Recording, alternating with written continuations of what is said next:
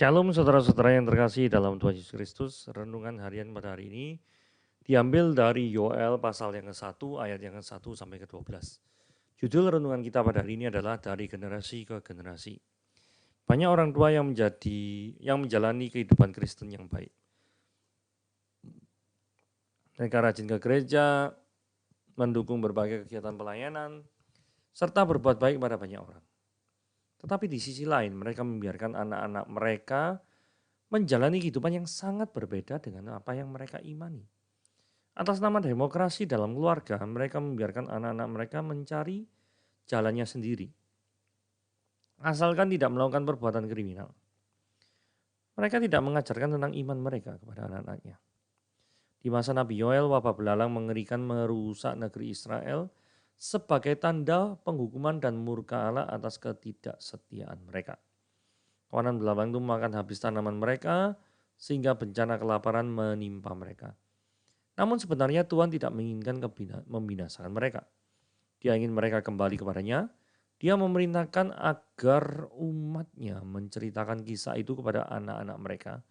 Demikian juga kepada generasi-generasi yang kemudian, agar mereka belajar menghormati Tuhan, serta tetap setia kepadanya. Dalam perjanjian baru, setiap orang percaya juga diberi tanggung jawab untuk memberitakan perbuatan-perbuatan Allah kepada orang lain. Misalnya 1 Petrus 2 ayat yang 9. Tentunya kita tidak memaksa kehendak kepada mereka, melainkan memberitakannya dengan kasih. Ini termasuk pada anak-anak kita secara jasmani. Bahkan jangkauannya lebih luas lagi, yakni pada semua orang. Sebab Tuhan ingin dia dikenal, bukan hanya oleh satu generasi, melainkan sepanjang masa, dari generasi ke generasi. Kita bertanggung jawab menaati Tuhan di masa kini, serta mengajarkan kebenarannya pada generasi yang akan datang. Oke, kita sekarang membaca renungan ayat Alkitab dari Yoel pasal yang ke-1, ayat yang ke-1 sampai ke-12. Firman Tuhan yang datang kepada Yoel bin Petuel. Dengarlah ini, hai para tua-tua, pasanglah telinga, hai seluruh penduduk negeri. Pernahkah terjadi seperti ini dalam zamanmu atau dalam zaman nenek moyangmu? Ceritakanlah tentang itu kepada anak-anakmu dan biarlah anak-anakmu menceritakannya kepada anak-anak mereka dan anak-anak mereka kepada angkatan yang kemudian. Apa yang ditinggalkan belalang pengerip telah dimakan belalang pindahan. Apa yang ditinggalkan belalang pindahan telah dimakan belalang pelompat. Dan apa yang ditinggalkan belalang pelompat telah dimakan belalang pelahap. Bangunlah hai pemabuk dan menangislah. Merataplah hai semua peminum anggur karena anggur baru. Sebab sesudah dirampas dari mulutmu anggur itu. Sebab maju menyerang negeriku, suatu bangsa yang kuat dan tidak terbilang banyaknya. Giginya bagaikan gigi singa dan taringnya bagaikan taring singa betina.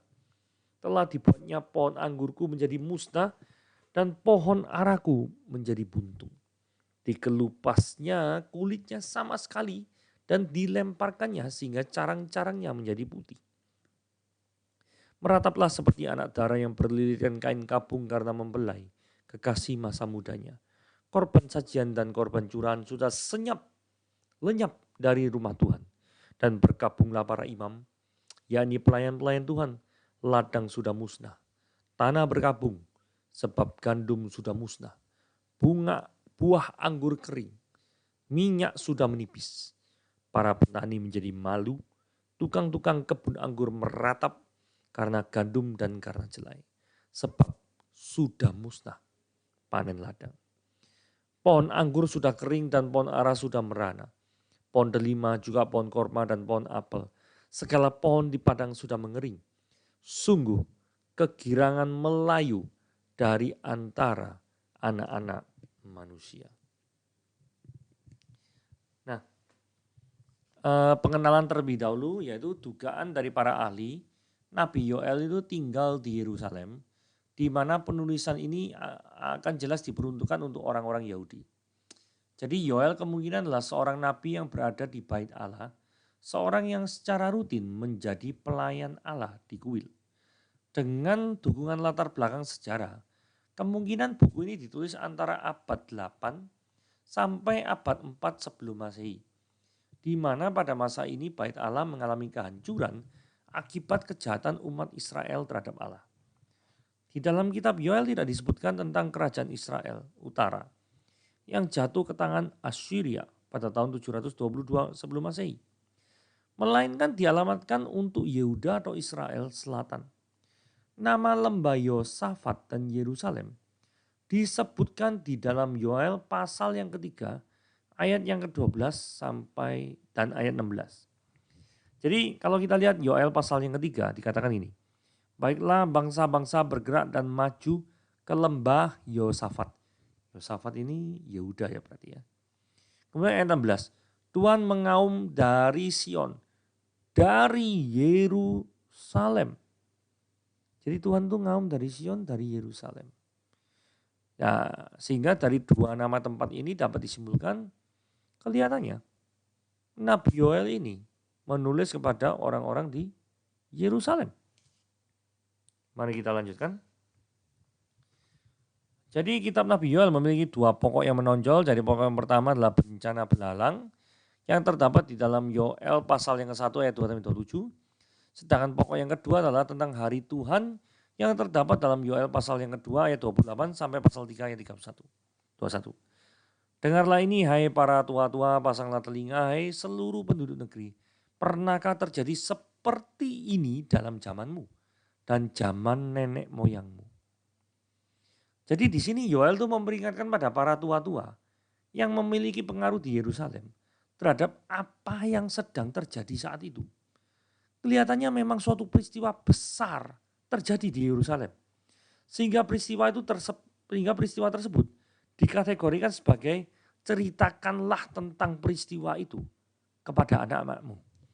Kalau suatu peristiwa itu tidak besar, tidak mungkin disuruh diceritakan kepada anak cucunya. Berarti pasti peristiwa ini sangat-sangat besar. Nah ini peristiwa apa? Nah ayat 4 ini ya. Ayat 4 ini jadi perdebatannya. Karena dari bacaan yang tafsiran yang saya tahu, ada yang mengartikan memang bangsa Israel waktu itu, peristiwa yang besar tadi yang membuat kita bertanya-tanya itu adalah serangan belalang. Tapi kalau kita telisik lebih lanjut, apakah ayat 4 ini bicara tentang bencana belalang dalam pengertian literal? Karena agak aneh ya. Kalau misalkan timbul bencana belalang, bukankah cukup disebut belalang gitu aja ya? Kok ini dibedakan ada belalang pengerip, belalang pindahan, belalang pelompat, belalang pelahap. Ingat ya, ada 4. Terus kemudian saya curiga ayat pasal yang keempat, ayat pasal 1 ayat keempat ini di kitab Yoel itu bicara dalam pengertian figuratif. Figuratif berarti belalang ini melambangkan sesuatu. Nah apa itu? Mari kita baca ayat ke-6. Yoel 1 ayat ke-6. Sebab maju menyerang negeriku suatu bangsa yang kuat, yang tidak terbilang banyaknya. Giginya bagaikan gigi singa, dan taringnya bagaikan taring singa betina. Kalau kita telisik ya, berdasarkan ayat ke-6, kelihatannya ini bermakna figuratif. Kalau bermakna figuratif berarti bencana belalang menyerbu itu diartikan sebagai bangsa-bangsa yang bergantian menguasai Israel. Seperti yang saya sebut tadi. Kan ada 4 ya, pengerip, pindahan, pelompat, dan pelahap. Seolah-olah belalang yang satu dimusnahkan belalang yang lain. Belalang yang lain dimusnahkan belalang yang lain lagi. Sampai 4 kali. Nah, kalau ini ditulis pada waktu zaman masa pembuangan, maka cocok. Karena bangsa Israel, terutama Israel Selatan, itu memang dikuasai oleh 4 kerajaan besar. Yaitu bangsa Babel, bangsa Media Persia, bangsa Yunani, dan bangsa Romawi. Jadi kelihatannya saya lebih memegang tafsiran ini daripada memegang bahwa memang saat itu peristiwa yang besar yang tadi membuat kita bertanya-tanya itu adalah hanya sekedar bencana belalang saja. Karena kalau sekedar bencana belalang saja, gak mungkin ayat 6 itu ada keterangan bangsa-bangsa itu menyerang. Gitu loh ya. Itu dasar saya seperti itu sih. Terus ayat 7. Telah dibuatnya. Maksudnya bangsa-bangsa yang nyerang tadi. Jadi telah dibuatnya itu merujuk pada kedatangan bangsa-bangsa asing. Maksudnya adalah gini. Segala akibat buruk yang disebutkan di ayat 7. Yaitu pohon anggur jadi musnah lah, pohon ara jadi buntung. Itu adalah akibat karena kedatangan bangsa asing. Karena di sekarang ini telah dibuatnya. Gini kan merujuk pada satu ayat sebelumnya yang bukan merujuk pada belalang, tapi merujuk pada bangsa asing. Nah kita lihat di sini ya, sejarah itu mencatat kedatangan bangsa Asyur yang menghancurkan Israel Utara di tahun 1722. Sedangkan kedatangan bangsa Babel ke Israel Selatan di tahun 586. Jadi ada selisih waktu 136 tahun bagi bangsa Israel Selatan untuk bertobat meratap supaya tidak seperti Israel Utara yang diserang dan dihancurkan oleh Asyur. Tetapi rupanya hal ini tidak bisa dilihat oleh orang-orang Israel Selatan pada waktu itu. Sehingga mereka tetap tidak bertobat. Mereka memilih untuk tidak bertobat. Kemudian dikatakan di sini ya, korban sajian, korban curahan sudah lenyap dari rumah Tuhan. Nah kalau cuma belalang tok kan tidak mungkin lenyap ya.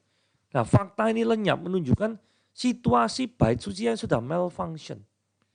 Karena bangsa Babel membawa semua orang Israel ke tempat pembuangan. Sehingga para imam tidak berfungsi lagi di bait Allah.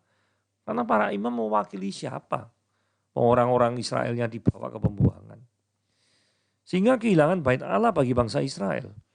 Itu sama seperti Perancis kehilangan Menara Eiffel. Atau New York tanpa patung Liberty. Atau China tanpa Great Wall. Atau Mesir tanpa piramida. Jadi bangsa Israel waktu itu kehilangan jati diri. Tidak bisa mempersembahkan korban di bait Allah melalui para imam. Itu adalah tamparan yang sangat menohok bagi orang Israel. Jadi ini diindikasikan praktek ibadahnya sebagai rutinitas. Bukan timbul dari hati yang paling dalam. Kalau model seperti ini. Padahal ibadah yang benar adalah ibadah yang menyembah dalam roh dan kebenaran. Dan bukan hanya sekedar ritual fisik. Nah ayat 10, 11, 12 ya. Nah mungkin ya orang-orang itu mengartikan yang disebut peristiwa besar tadi itu adalah serangan belalang. Karena kalau dilihat ayat 10, 11, 12 itu hasil-hasil ladang itu diserang semua. Gitu ya. Pohon anggur kering, pohon ara sudah merana, pohon berlima, mau apapun lah ya. Layu, ladang sudah musnah. Seolah-olah ayat 10, 12 ini adalah sebagai serangan belalang. Tapi enggak. Karena sebagai akibat dari orang-orang Israel yang selatannya dibawa ke pembuangan. Kan gak ada sing ngurus tanah-tanahnya. Sehingga sangat wajar kalau gandumnya musnah, buah anggurnya kering. Karena apa? Karena gak ada sing ngurus.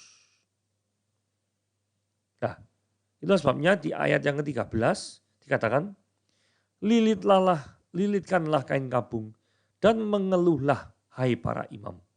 Merataplah hai para pelayan mesbah. Masuklah, bermalamlah dengan kain kabung. Hai para pelayan Allahku.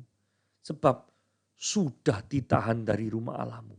Korban sajian dan korban curahan. Saudara pada waktu bangsa Babel datang itu memang ngerampasi daripada barang-barang di rumah ibadah. Sehingga itulah sebabnya kenapa kok saya lebih cenderung menafsirkan Yoel pasal yang ke-1 ayat 1 sampai 12. Peristiwa besar yang terjadi yang dialami oleh bangsa Israel itu adalah peristiwa karena serangan bangsa-bangsa besar. Oke. Yang kita menarik kesimpulannya.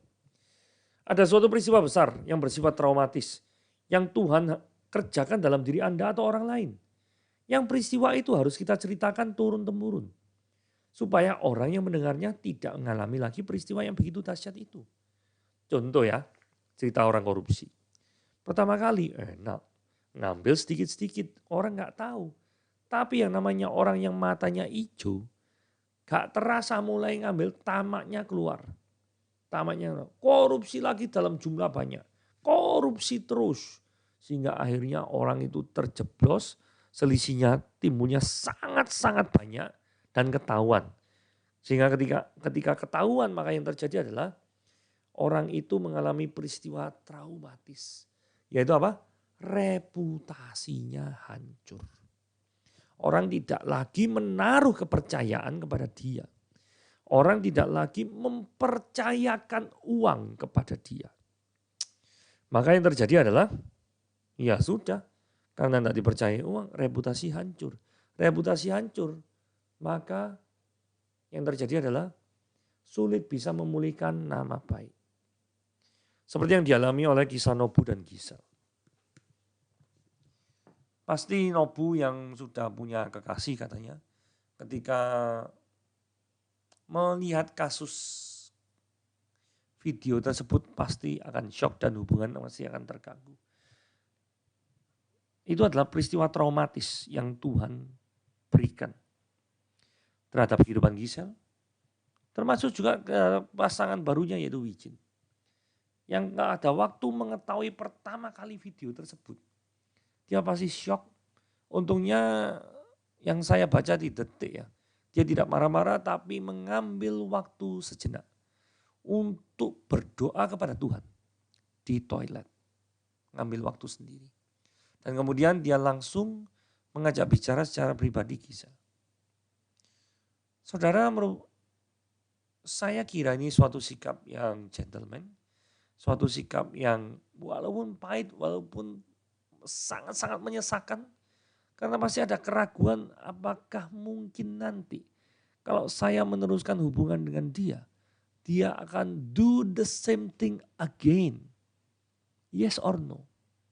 Pasti ada ketakutan seperti itu. Memang tidak diungkapkan di Detik itu yang saya baca enggak ya. Tetapi saya percaya pasti ada ketakutan seperti itu. Nah, tapi overall, peristiwa traumatis yang Tuhan izinkan terjadi dalam diri kita, itu akan membentuk kita menjadi semakin pribadi yang kuat. Mencegah kita untuk berbuat dosa lebih gila lagi, lebih dahsyat lagi. Dicegah. Sehingga ketika Tuhan mengirimkan bangsa-bangsa asing untuk menghukum daripada bangsa Israel, itu menunjukkan memang peristiwanya sangat traumatis. Gak enak dijajah oleh bangsa lain. Tetapi Tuhan izinkan peristiwa itu terjadi. Supaya bangsa Israel mengerti. Bahwa ketika engkau tidak setia kepadaku. Maka ada orang lain yang bersedia menjadi tuanmu. Dan orang lain itu adalah yang tidak bisa membedakan tangan kanan dan tangan kiri. Orang itu adalah orang yang sangat jahat. Yang menindas engkau dan membuat engkau menjadi orang-orang buangan di negeri yang sangat asing. Itu pelajaran yang ingin Tuhan sampaikan kepada bangsa Israel. Saudara, saya tidak tahu peristiwa traumatis apa yang saudara alami saat ini. Tapi jikalau saudara mengalami peristiwa traumatis tersebut, itulah tanda yang menunjukkan bahwa Tuhan masih sayang pada hidup saudara. Tuhan masih mengasihi saudara. Jangan marah atau jangan membenci Tuhan. Karena ada peristiwa yang tidak mengenakan yang mungkin menimpa hidup saudara. Tapi dari sini kita belajar. Ketika Tuhan tegur kita, itu adalah semata-mata untuk kebaikan orang yang mengasihi dia. Oke, renungan kita pada hari ini sampai sini. Tuhan Yesus memberkati.